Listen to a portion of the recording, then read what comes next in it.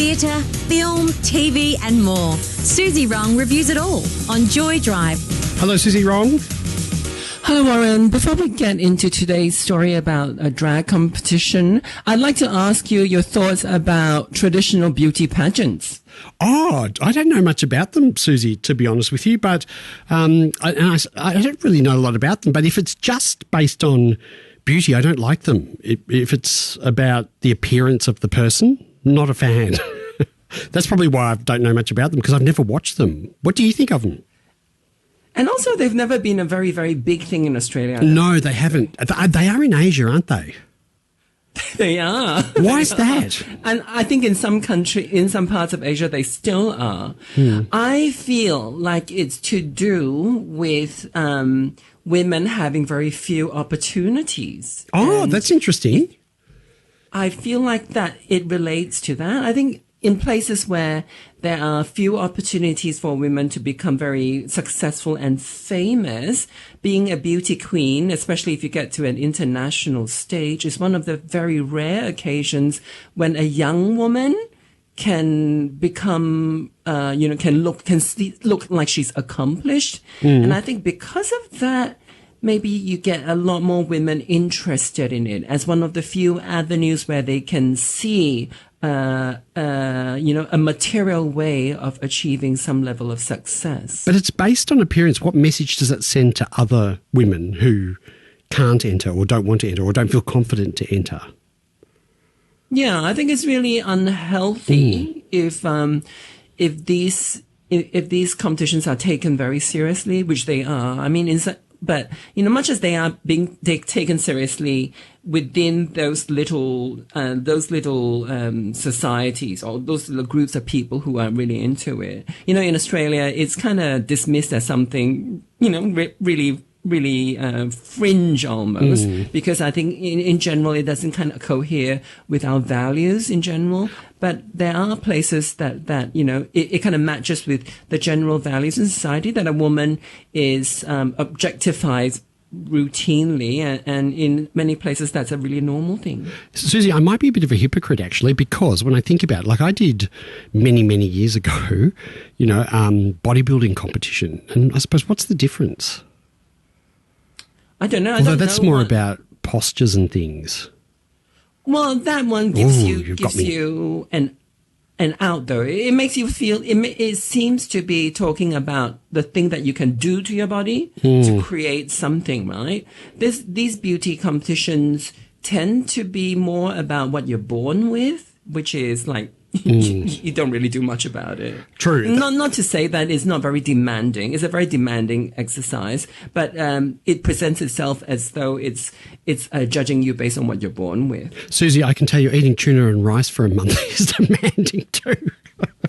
Because that's what you have to do. For about a month, I think I ate it. Tuna and rice. Oh. Rice. I'm surprised there's carbs involved. I know, there was carbs. You had to do carbs. Then I had to cut them down, the salt. Oh, it was a nightmare. But that was probably 20 years ago. A long time ago. Did it change your body permanently? Yes, and it changed my mood too. Not just the body, trust me. It's hard work. So, but look, I don't know about beauty. I don't know enough about them. I don't know. Do they attach charities to them now? Maybe someone knows. 0427 569 949. Yeah, they always make them ambassadors of this and that to make it. Is that to balance like it? Something. Is that to sort of give it a bit of a tick? I think it's to give it some kind of social acceptability. To make it look like they're doing something useful with the title. I don't know how much of it, how much of their time is spent on on working on charitable causes.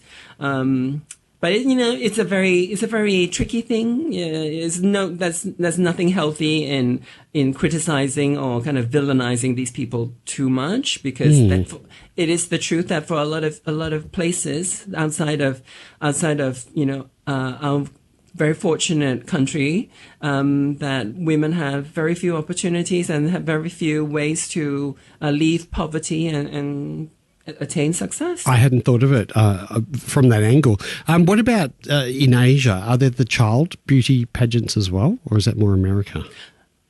Yeah, I think I've never come across child beauty pageants in Asia that are kind of like prominent. There might be some. I remember there were things that, like companies like Pampers, that they do the baby, what they call napkins? Is that what they called? Yeah. Those things. The nappies? They would have little baby nappies. Yeah, they would have little baby competitions, but not the way they have toddlers, prancing around in big gowns. I don't think I've seen that in Asia. It'll be very frowned upon, I believe. Suzy, you were in the studio with me last week, and we took a couple of photos in front of the Join Media wall here, and there I am, sort of standing. Speaking of beauty pageants, you're like a model. The way you stand. I was looking at the photos before Jack sent them through to me. Look amazing. Thank you. You could do one of these pageants. They do have, in Singapore, they do have like pageants for, it's really funny. They've got Miss Singapore and they've got Mrs. Singapore for the slightly older women, but these women are like in their 30s. So I'm way too old. Is there a category for older? There should be. For older, the grandma category. We should celebrate our grandmas. Suzy, this week we are talking about a show. It is called House of Black, Miss First Nation. Tell us about this. The drag competition, Miss First Nation, was established 10 years ago to celebrate Indigenous queer talent across Australia, with competitors joining from coast to coast. In 2025, the pageant was held in Meanjin, Brisbane, and cameras were rolling for a docu-series called House of Black, Miss First Nation, which you can find now on SBS On Demand. We see 8 queens come together with varying degrees of performance experience to share in this celebration of pride, visibility, and community. As a person of color myself, I can attest to the fact that even though queerness can seem out and proud in most of our cities in Australia, within our own minority enclaves, however, things can still feel like they're lagging a few steps behind. With this extra layer of difficulty, though, what happens when a group of queer people of color, and in this case queer Aboriginal people, get together, the chemistry gets extra passionate because we know not to take any of this freedom and solidarity for granted. The queens in House of Black Miss First Nation have names as wonderful as their personas. Katja Lookin, Oxycodone, Kitty Obsidian, Tina Cox, Magenta, Elle Beauty, Ashtray Monet, and my favorite, Alicia Tried. The main organizers are Miscellaneous and Marzipan, also brilliant Indigenous queens themselves. I noticed from the first 2 episodes that have dropped, with 4 more to come, that the atmosphere is purely collaborative. Rarely do we see any indication of ruthless competition taking place. There is no rivalry, envy, or anything remotely mean-spirited. Just a lot of focus on staging the best event possible that can showcase indigeneity in its best light. Obviously, there isn't the multi-million-dollar budget that makes RuPaul's Drag Race the glossy international phenomenon that everyone knows, but House of Black Miss First Nation shows what community activism and cohesion can be like at a grassroots level, where queer people are motivated to create something meaningful for themselves, to break out of isolation and closets and find strength in numbers. I'm so looking forward to the next few episodes, and also for the next pageant that hopefully will take place later this year. Warren, isn't it great to see First Nations people from our rainbow community represented on screen? Oh, I agree completely. And I love the way, they incorporate traditional aesthetics and stories into their performances as almost like a form of resistance and cultural survival. I love that about it. The idea that drag can actually reclaim culture, not just play, with gender. I love that. It was really good. Yeah, it's great. It's resistance. It's pride. It's political, but not entirely.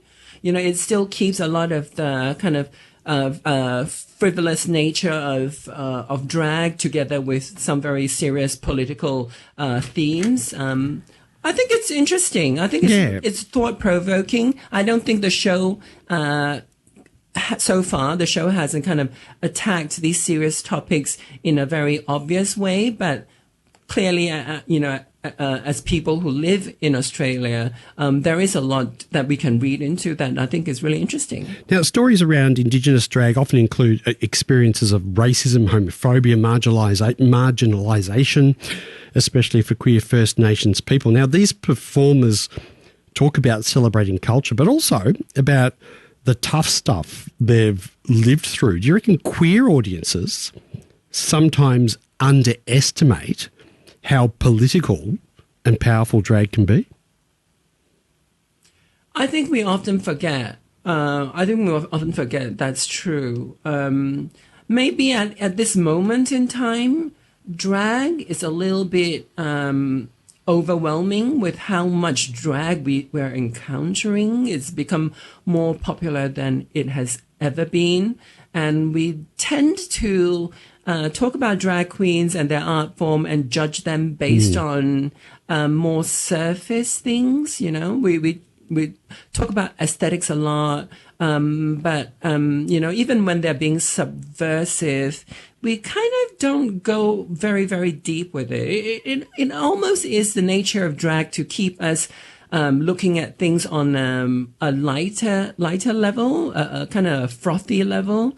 But clearly, there's always something that's a lot more underneath it, because the amount that you have to overcome to get to that stage, to be on stage in drag, is immense. Suzy, just back to the pageants we were talking about, Tamsin has just reminded me here that Suzy has made it on the celebrity wall, a joy.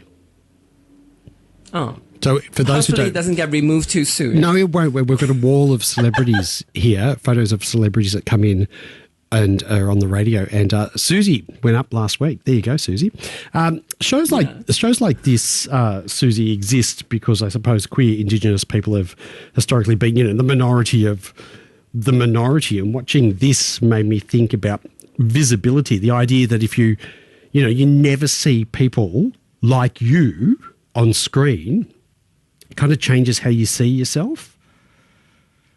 Did you get that feeling? It is so dangerous. Yeah. It is so dangerous to not be able to see people that you can relate to, especially people that you can kind of consider in terms of a future. So I'm talking about young people not being able to see what they're going to grow into. That's really dangerous. And then, you have to adopt other characters on screen that are really so far from your reality and think that, maybe I'm a little bit like that. Maybe I can grow into that person. For example, if there's a little black child somewhere in Western Australia, Northern Territory, and they're queer and they love dressing up, and the only examples are white queens, for example, or even black queens in America, which is a completely different lifestyle, who are very successful, who are very wealthy. It helps that they had these role models, examples, but they are not realistic in a lot of ways, because the pathways are going to be so incredible. They have to be so like out of the ordinary, extraordinary for any realistic pathways for this child to become RuPaul. You know what I mean? They need more realistic and more kind of relatable and real examples, which we kind of don't offer very much, and my own community included. We're talking about, with Suzy Wrong, we're talking about House of Black, Miss First Nation, which you can catch on SBS On Demand. The title, uses the word black, BLAK, which, has its own history of reclaiming identity and queer communities. We do that with language too, don't we? We reclaim words like queer, for example, which I used to hate, because my auntie called me queer in a derogatory way, but now I love it. Yeah, I'm glad you're comfortable with it. I think it's a really strong way effective way of talking about community. It's inclusive. For a long time, we were using the word gay a lot, and we know now that it actually is it doesn't encompass so many people in the community. It's taken a long time to get here, and it's great. And in this particular show, there were so many people who were non-binary, and then and there was Kitty Obsidian was is AFAB, so she was they were assigned female at birth and is now a trans masculine performer.